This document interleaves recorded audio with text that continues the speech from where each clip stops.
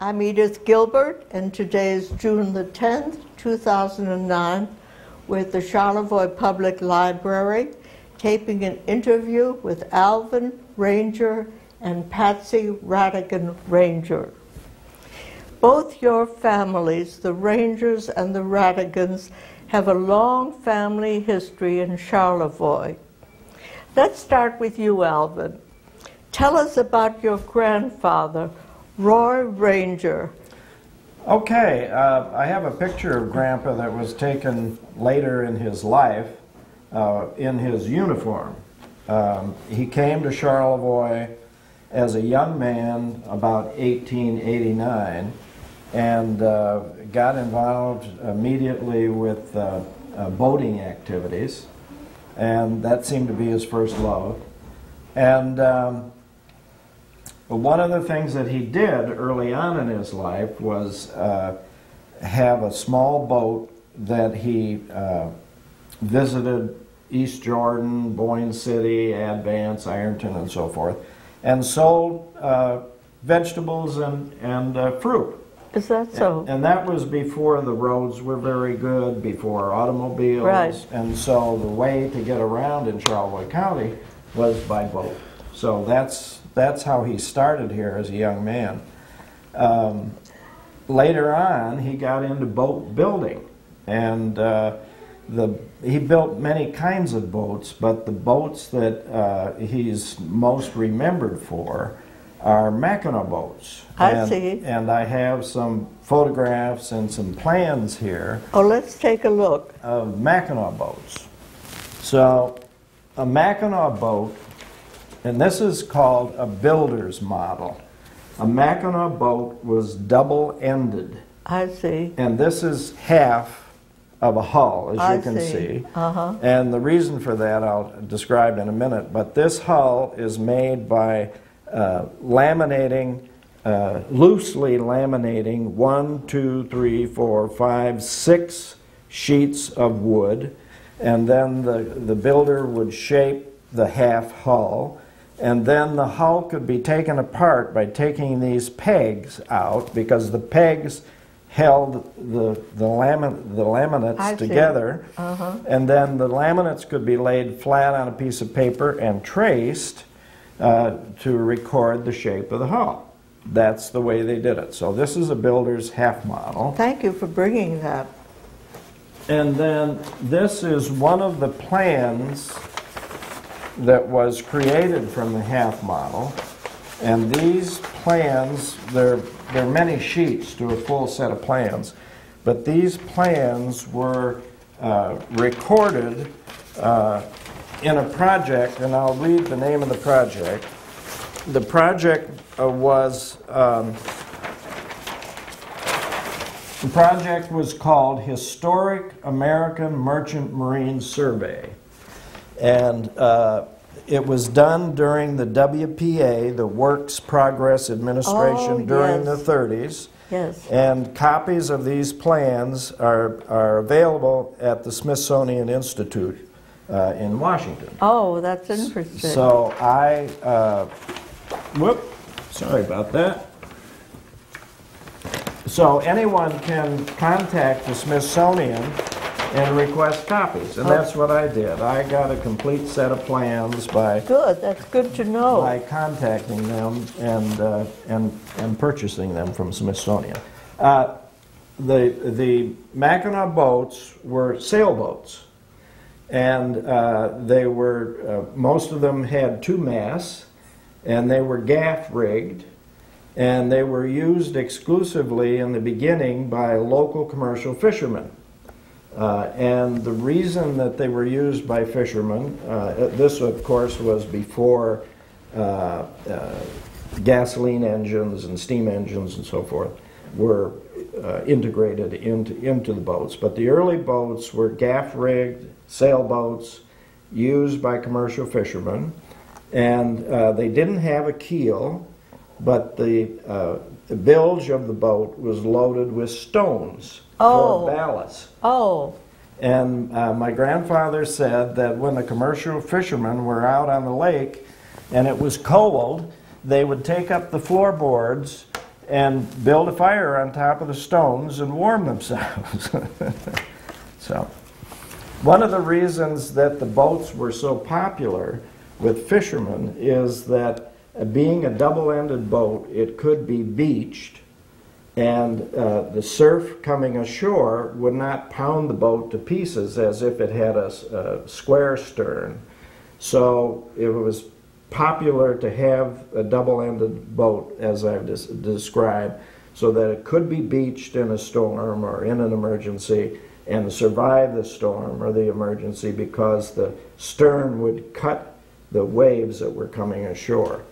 Grandpa had his boat shop on the shore of Round Lake, and this is a picture of many of his boats. I see. And the boats are at docks on the shore of Round Lake, and the reason the sails are all up is that they're drying the sails. I see. But that's where his boat shop was located. Okay. On Round Lake.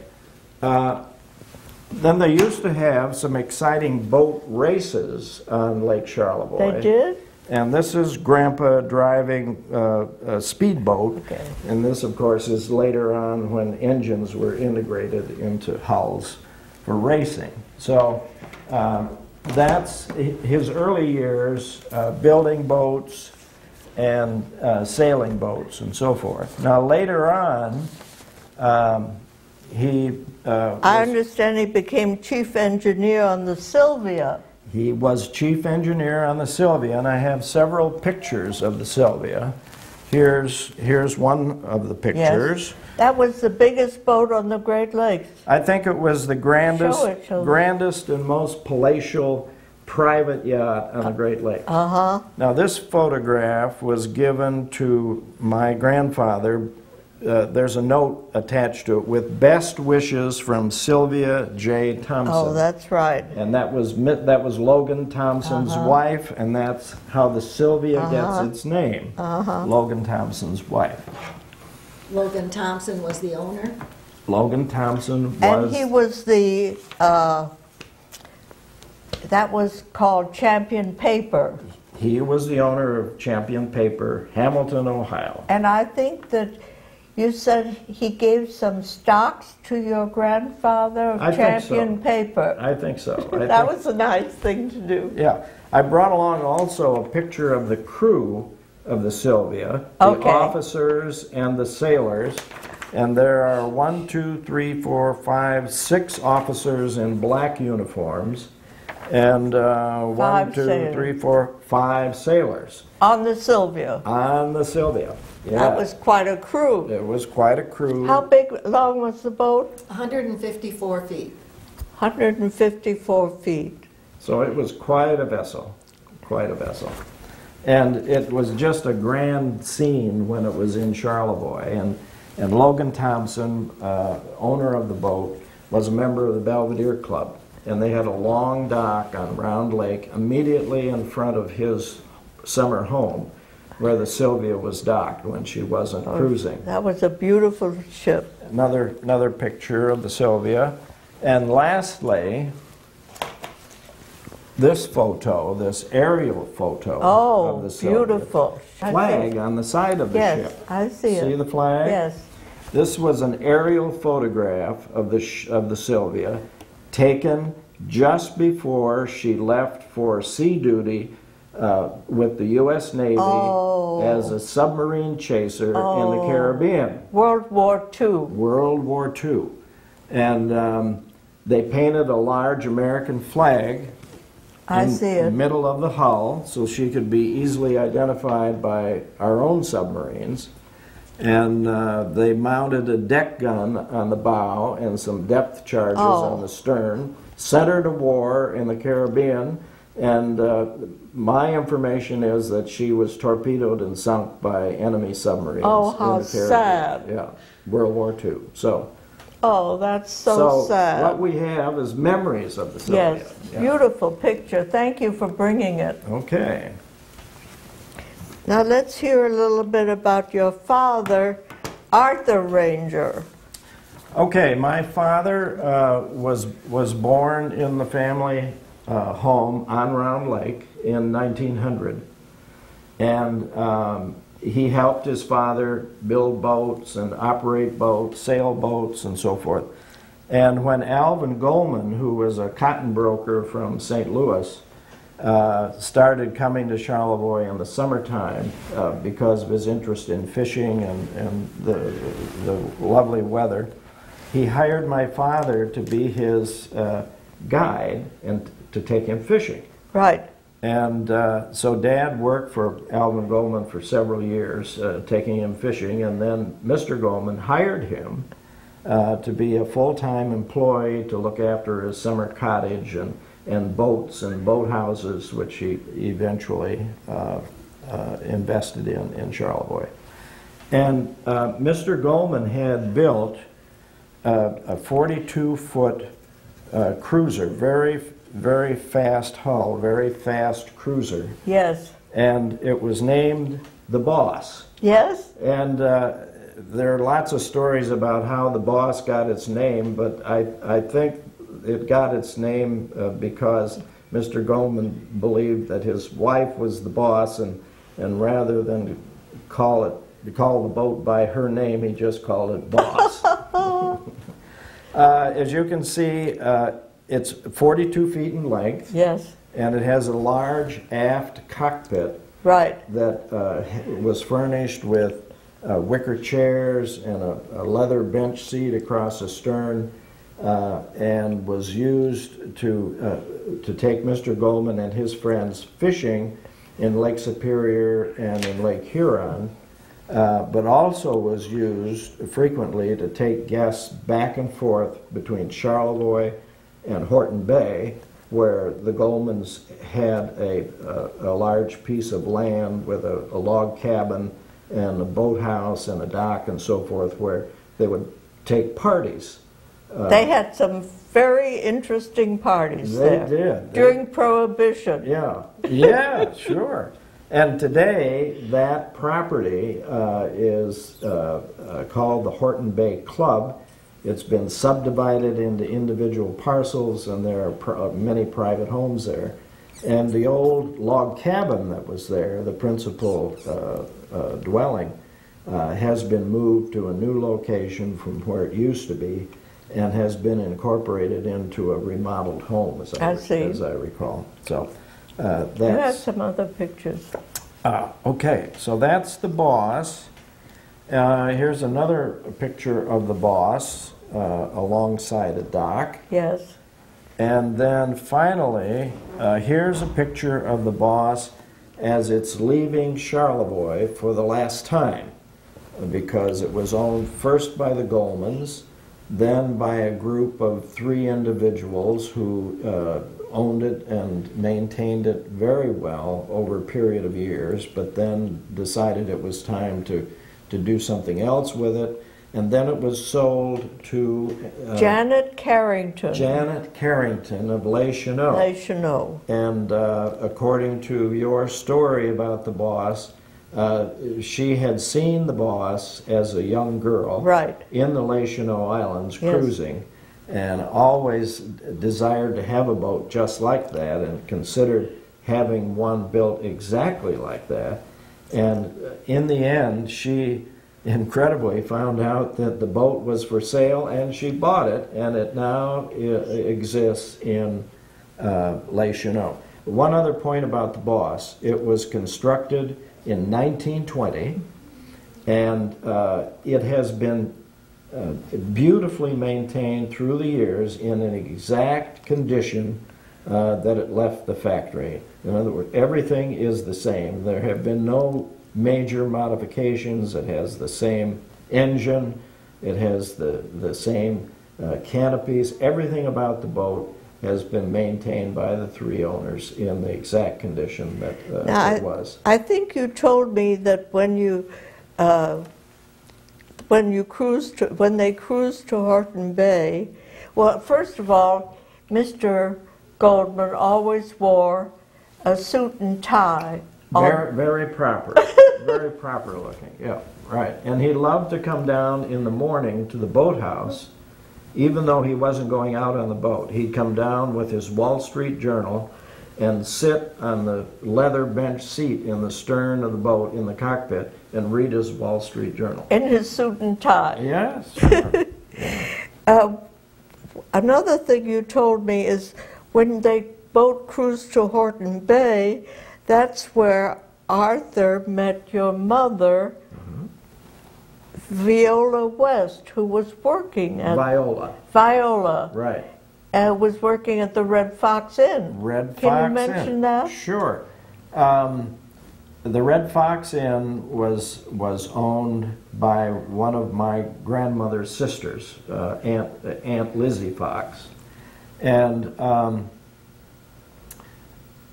many people would either have their chauffeurs drive them to the Red Fox Inn for dinner, or they'd have their boat take them to the Red Fox Inn for dinner, because there was a place to dock the boat, and then everybody would walk up the hill to the inn and have a family-style chicken dinner with all the trimmings. With tomato pudding. Tomato pudding and dumplings and all kinds of wonderful food. Everything homemade, and everything gotten from the immediate farms in the area. And the chauffeurs and the boat captains would join their employers at the Red Fox Inn, but there was a separate dining room for them off the kitchen. And my mother, as a young woman, worked with her Aunt Lizzie and helped in the kitchen and waited on table. And so the young women who worked there became very familiar with the chauffeurs and the boatmen. And that's where my father met the woman that was to be my mother, Viola West. That's so interesting. Yeah. Now, they were married, and you were born... In 1932. Yes. On New Year's Eve. New Year's Eve. The story is that my mother and father were at a New Year's Eve party, and mother was at term in her pregnancy. And about 11:30 in the evening, she grabbed a hold of my father's arm and said, "Art, it's time to go to the hospital." And I was born 15 minutes before the new year. In the Charlevoix Hospital? The old Charlevoix Hospital? Old Charlevoix on the hill? On the hill. It's now been transformed into an apartment building. Yeah. Is that so? Yeah. And then tell me about yourself.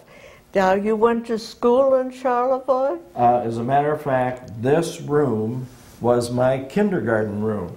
Oh, my goodness. Yes. Really? And there was a bench, as there is today, in that alcove over there. And where the cameraman is sitting, there was a goldfish pond, an elevated goldfish pond. And this room was my kindergarten. Oh, what an interesting story. Yeah. And then in 1951, I graduated from Charlevoix High School and then went to the University of Michigan. Yes. Studied aerospace engineering. Yes. And, well, that was before the space race. They called it aeronautical engineering in those days. But graduated with a bachelor's degree in aeronautical engineering in 1956. Yes. Then went in the service into a pilot training program and flew aircraft in Florida, where my training took place. Then later on, I was transferred and reassigned to the Strategic Air Command in Abilene, Texas, at Dyess Air Force Base, where I was an aircraft maintenance officer for what they called alert aircraft, which were loaded with thermonuclear weapons and ready to launch at an instant if it was necessary. And that was during what we call the Cold War with the Soviet Union. That was in 1958 and 9. 58 and 59, right.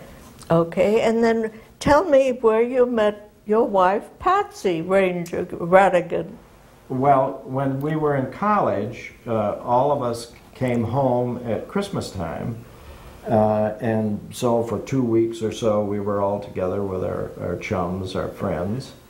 And I knew of Patsy before we started dating. I knew that she existed. I knew who she was, but we had no relationship, no dating or... Because you were 4 years older. 4 years older than Patsy, so she's the young thing, of course. And she brought home with her from Sarah Lawrence College a French girl, an exchange student, and everybody was excited to meet this French girl. And we couldn't all date the French girl, so one of our friends did manage a date with her to the Christmas ball, which was something we had every Christmas in the gymnasium of the school, which today is the adult stacks area in this library. Oh my goodness gracious. So the dance took place just 50 feet from where we're sitting. Imagine. And anyway, to make a long story short, one of my friends and I both wanted to date the same girl, and we couldn't decide who was going to ask her, so we flipped a coin, and I lost the toss, the coin toss. But I won Patsy because I invited her to the dance. Yes. And so I lost the toss but won Patsy. Oh, well, that was a lucky toss. And it was very lucky. And then what happened after the dance? After the dance, there was a courtship. Uh-huh. And the courtship lasted through the summer. And then in the fall, Patsy went abroad to Paris as a junior year abroad at the Sorbonne. Okay, Patsy, now you tell us about your life in Charlevoix and at the Sorbonne. And you have a lot of honors that we can talk about. I came to Charlevoix. I was born in Detroit, and my parents were both journalists. And during the war, at the beginning of the war, they moved from Detroit to Denver, Colorado. And my father worked for KOA News, which is a subsidiary of NBC. And then when Pearl Harbor broke out, he was sent to Hollywood. Oh, my. And so my sister actually was born in Denver, but they moved right after she was born in 1941 to Hollywood. And so we lived in Hollywood through the war. It was a very stressful period. And my parents both wanted to be freelance writers. That was their dream. My father wanted to move back to Michigan. My mother was from Denver, but my father wanted to move back to Michigan. So after the war,